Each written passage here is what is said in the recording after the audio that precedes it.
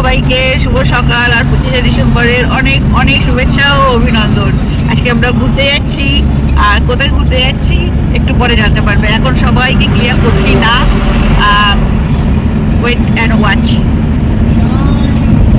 সত্যি বলতে আমরা দুজনে ঠিকই করে নিয়েছিলাম কি এখন আর কোথাও ঘুরতে বেরোবো না যতদিন না ছেলের পরীক্ষা কমপ্লিট হচ্ছে। এটা হচ্ছে দ্বিতীয় হুগলি সেতু। তো হ্যাঁ, যে কথাটা বলছিলাম, ছেলের পরীক্ষা না কমপ্লিট হওয়া পর্যন্ত আমরা কোথাও ঘুরতে যাবো না, একদম ঠিক করে নিয়েছিলাম নিজেদের। কিন্তু কি করবো বলো, ওই যে দিনের দিনে মনটা যে খুব চাই একটু কোথাও বেরিয়ে আসি, তাই বেরিয়ে পড়লাম সকাল সকাল।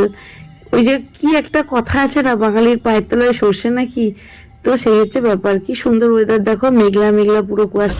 তো ঘরে না থেকে ভাবলাম চলো ঘুরে আসি। আর এটা ঠিক হয়েছে আগের দিন রাত্রে, মানে গতকাল রাত্রে হঠাৎই ঠিক হয়েছে, আমাদের ঘুরতে যাওয়ার প্ল্যান হয়েছে। সন্দীপ বললো যে চলো কালকে ছুটি আছে যখন। আমি তো এক কথায় রাজি, কারণ আমি 4 মাস আগে থেকে ঠিক করছিলাম যে আর আজকে বেরিয়ে পড়েছি সকাল সকাল, চান টান করে ফ্রেশ হয়ে রেডি হয়ে। আর এখানে এই দেখো এই ঘন্টি দিয়ে শুয়ে পড়েছিস। এটা আরে হাই কর রে ভিডিওতে, গুড মর্নিং বল। মর্নিং। কি ভাই আবার বলে গুড নাইট। তো চলো, আমরা এখন সাঁতরাগাছিতে পেট্রোল পাম্পে দাঁড়িয়ে আছি, গাড়িতে তেল নেওয়া হচ্ছে। এখন এখান থেকে সোজা কোলাঘাটে গিয়ে ব্রেকফাস্ট সারা হবে। তো ওখানে গিয়ে ভোর 4:45টায় উঠে বাসি ঘরের কাজ সেরে রেডি হয়ে, মানে 7:45টার মধ্যে যে বেরাতে পারবো এটা ভাবতে পারিনি। তো যাই হোক, অ্যাটলিস্ট বেরিয়ে তো পড়েছি। আর ওয়েদারটা জাস্ট এত ভালো লাগছিল, আমি শুধু মনে হচ্ছিল যে ভিডিওই করে যাই। একদম মেঘলা মেঘলা ঠান্ডা ঠান্ডা ওয়েদার, চারিদিকে কুয়াশা। দেখো, তোমাদের সাথে গল্প করতে করতে চলে এসেছি কোলাঘাট। এই যে দেখো, এখানে একটা দোলনা পেয়েছে আর 3 জনে বসে দোল খাচ্ছে। আমরা চলে এসেছি কোলাঘাটে। এই যে কোলাঘাটে চলে এসেছি।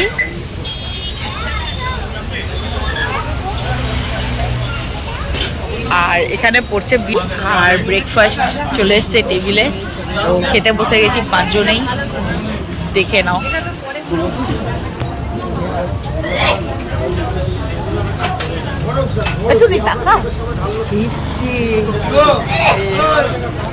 তো এখন খেয়ে নি, তারপরে আবার যাত্রা শুরু হবে। এই যে ব্রেকফাস্টে আছে এখানে 4টে পুরি, ঘুগনি, ডিম সেদ্ধ আর লঙ্কা আসছে। সবার টেবিলে একই জিনিস। এই যে 5টা টেবিলে কচুরি প্লেট। খাওয়া দাওয়া সেরে আমরা বেরিয়ে পড়লাম নিজেদের গন্তব্যে। আর গাড়িতে বসলে আমার প্রচণ্ড ঘুম পায়, কি জানি কেন জানি না। আমি গাড়িতে বসলে, গাড়ি চলতে শুরু হলেই আমি ঘুমিয়ে পড়বো।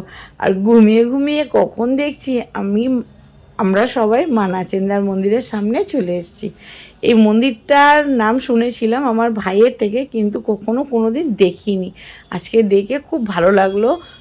যত আমি শুনেছি, এই মন্দিরে কিছু মনোকামনা করলে পূরণ হয় মায়ের কাছে।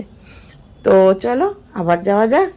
এইবারে সোজা আমাদের গন্তব্যে পৌঁছে তোমাদেরকে দেখাবো। ওই যে দেখতে পাচ্ছ, বা কিছুটা হলেও আন্দাজ করতে পারছো আমরা কোথায় যাচ্ছি। এই দেখো, এইবার তো নিশ্চয়ই ভালোভাবেই বুঝতে পারছো আমরা কোথায় যাচ্ছি, কোথায় এসেছি। হ্যাঁ, ঠিক ধরেছো, আমরা চলে এসেছি দীঘায়। আর দীঘার এখানে পুরীর আদলে প্রভু জগন্নাথ দেবের মন্দির বানানো হয়েছে। বিশাল বড় জায়গা নিয়ে প্রভু জগন্নাথ দেবের মন্দিরটা এখনও বানানো হচ্ছে, এখনও কমপ্লিট হয়নি। তো সেটা তোমাদের সাথে শেয়ার করলাম।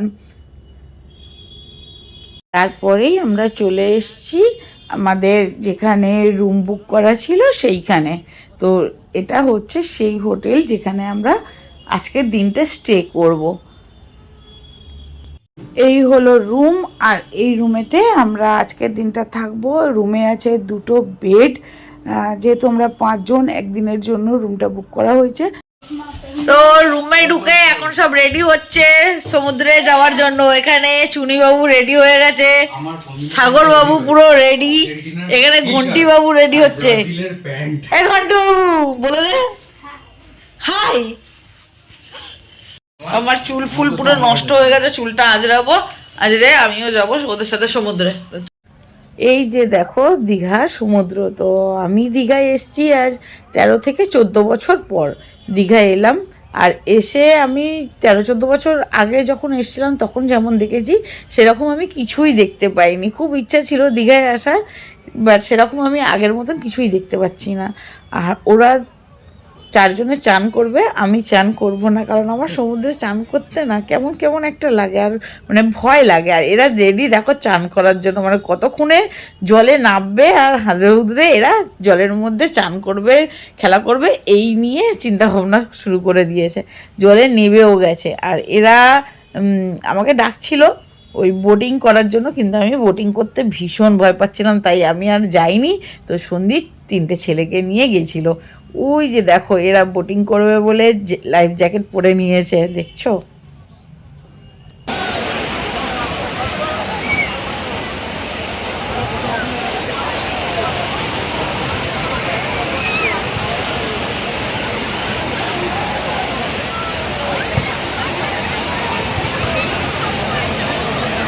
দেখো আমাকে সন্দীপ পাথরের ওপরে বসতে বলে গেছিলো, আর আমার হাতে ওদের টাওয়াল গামছা সব ধরিয়ে দিয়ে গেছিলো। আর আমি বসে বসে এখানে দেখছি একটা কাঁকড়া কাঁকড়া একটা পাথরের মধ্যে যে শ্যাওলাগুলো আছে ওগুলো খুঁটে খুঁটে খাচ্ছিল।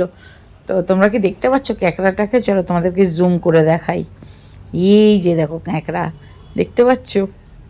আমি বসেছিলাম, আমার মানে কেমনি একটা হচ্ছিলো, ভয় লাগছিলো যদি কাঁকড়াটা আমার গায়ের ওপরে উঠে আসে, ব্যাস তাহলেই হয়েছে।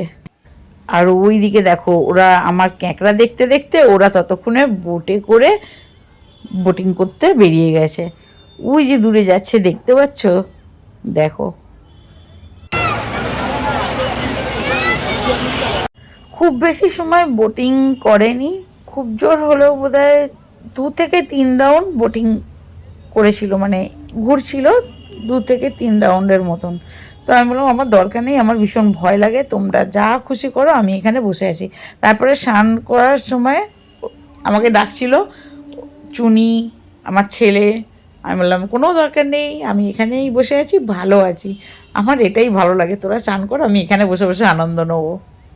দেখো সন্দীপও প্রথমে বলেছিল কি আমি স্নান করব না, কিন্তু কি করবে, এই 3 জনকে সামলাতে গেলে ওকেও ভিজতে হবে। তো ওই জন্য ও প্যান্টটা গুটিয়ে একদম ছোট করে নিয়েছে। আর ঘন্টি তো বাচ্চা মানুষ, যদি পাথরের মধ্যে জলের স্রোতে এসে লেগে না যায় মাথায়, ওই জন্য চোট না পায় ও যাতে, ওই জন্য ওকে গার্ড করে সন্দীপ দাঁড়িয়ে রয়েছে। আর ওরা 2 জন কন্টিনিউ জলের মধ্যে নেচে যাচ্ছে। সমুদ্রে 2 ঘন্টা চান করার পরে অনেক জোর খিদে লেগে গেছে, তাই সবাই খেতে বসে পড়েছে। খাবার অর্ডার দেওয়া হয়েছিল দোকানে, অর্ডার বলতে সন্দীপ মাটন, চাল, ডাল, আলু, মশলা, তেল সব কিনে দোকানে দিয়ে দিয়েছিল, ওরা রান্না করে দিয়েছে দোকান থেকে। আর চান করে খাবার নিয়ে এসে সবাই একসাথে খেতে বসে গেছে।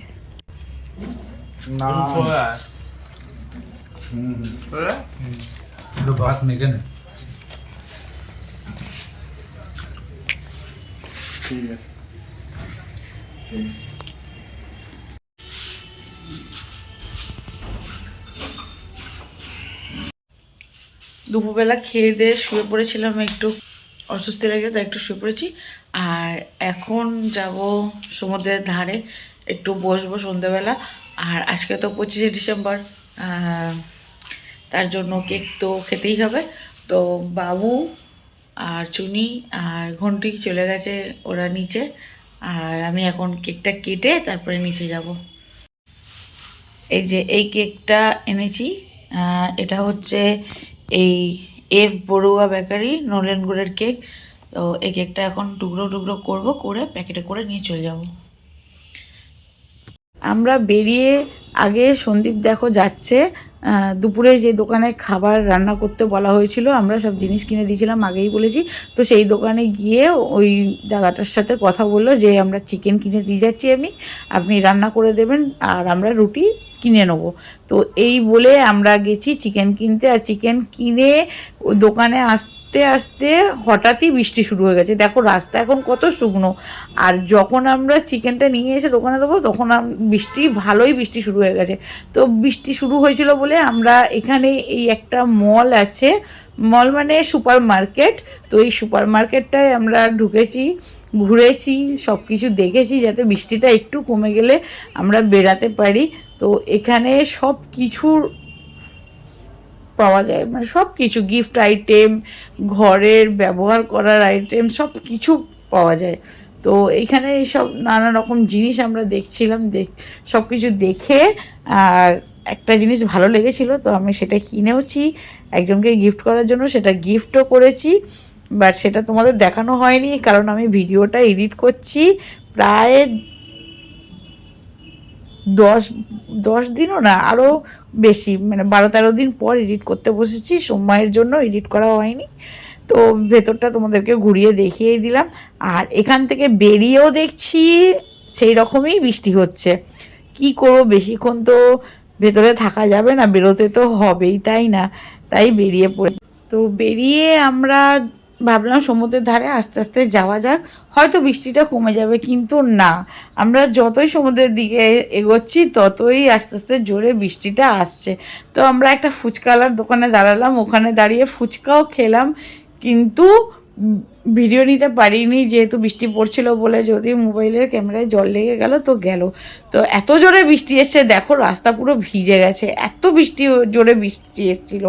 তো সন্দীপ কী করলো, ছেলেদেরকে রুমে পাঠিয়ে দিল, আমাকেও যেতে বলছিল, আমি বললাম না আমি একটু থাকি বাইরে, ভালো লাগছে। তো দেখো এত বৃষ্টি, রাস্তা পুরো ফাঁকা হয়ে গেছে। তো আমরা একটা চাউমিনের দোকানে দাঁড়িয়ে ওখান থেকে পকোড়া কিনলাম, আর পকোড়া কিনে রুমে চলে গেলাম। ও তো বাইরে তো কিছু খেতে পারলাম না, বৃষ্টির জন্য ঘুরতেও পারলাম না। রুমে এসে ওই কেক আর পকোড়া সবাই মিলে খেতে বসেছি। এইখানেই বসে গেছে তিনজনে, ওদেরকে ওখানে দিয়ে দিয়েছি। আর এখানে আমার আর খোকনেরটা আছে, খোকন আছে বাইরে, ও আসুক, ও আসলে। বাইরে টু মাচ বৃষ্টি, হ্যাঁ কি যাচ্ছে, তাই ভাবলাম একটু সমুদ্রের ধারে গিয়ে বসবো, সে আর উপায় নেই। মানে এত বছর পরে, 13টা বছর পর দীঘায় এলাম, তাও সমুদ্রের ধারে গিয়ে বসতে পারলো না। দুপুরবেলা তো সমুদ্রে স্নান করিনি, আমি ইচ্ছা করেই করিনি। হ্যাঁ, কারণ আমার দেখে ভীষণ ভয় লাগছিলো, কারণ ওই যা বড় বড় পাথরগুলো আমার দেখে ভীষণ ভয় লাগছিলো। ভাবলাম বিকালবেলা গিয়ে একটু ধারে বসবো, সেটাও হলো না। মানে বেরিয়েছি আর বৃষ্টি আরম্ভ হয়েছে, আমাদের জন্য অপেক্ষা করছিল বৃষ্টিটা। যাই হোক, এখন কেক আর পকোড়াটা খেয়ে নিই, তারপরে আবার রাতের খাবার। বন্ধুগণ, আপনারা খেতে বসেছেন, আপনাদের একটু বক্তব্য প্রকাশ করুন। রাত্রিবেলা ডিনার করতে বসেছেন, একটু বক্তব্য দিন। রুটি, রুমাল রুটি আর চিকেন কষা। আপনারা কিছু বলবেন না? রান্নাটা কিরকম হয়েছে দাদার দোকানের? খুব ভালো। তাপস দা, এই সরি সাগর দা, ঘন্টি দা, কেমনি হয়েছে রান্না? ওরা তো চিকেন রুটি খেয়েছে, আর আমি বলেছিলাম আমি রুটি চিকেন কিচ্ছু খাবো না, আমি একটু এগ চিকেন চাউমিন খাবো। তো আমার জন্য এগ চিকেন চাউমিন নেওয়া হয়েছে। আর ওরা দেখো খাওয়া দাওয়া হয়ে গেছে, এবার তিনজনে শুয়ে শুয়ে গল্প হচ্ছে। আর সন্দীপ এখানে খাচ্ছে।